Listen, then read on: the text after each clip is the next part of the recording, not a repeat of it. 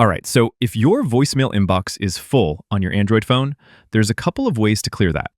The modern way, if you have visual voicemail, would be to go to the phone app and then tap the voicemail tab on the bottom. My carrier unfortunately doesn't support visual voicemail, so I can't demonstrate it here. But either you would have a voicemail tab here, or sometimes your carrier has a dedicated visual voicemail app that you can use to clear your inbox. So you would go to the voicemail tab, and then, say you have a voicemail here. I'll use this one to demonstrate. You could tap and hold that voicemail, and then just hit the trash or delete icon. One catch you should be aware of. After deleting the voicemails, take a look around and see if there's 3 dots, 3 lines, or something that reveals a folder labeled trash or deleted messages. If you see a folder like that, you would need to go there and select Clear All or Delete Permanently.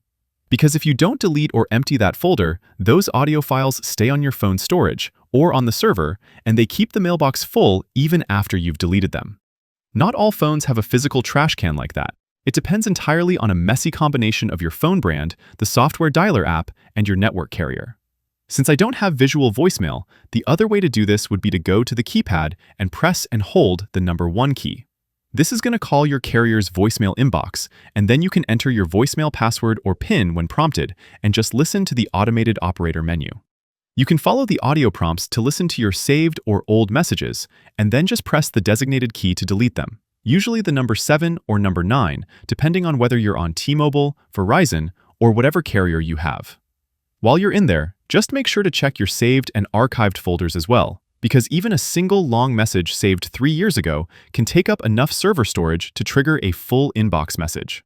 Anyways, that is how you clear your voicemail inbox on Android. Click that like button if this video helped you, subscribe for more, and thanks for watching. Till next time.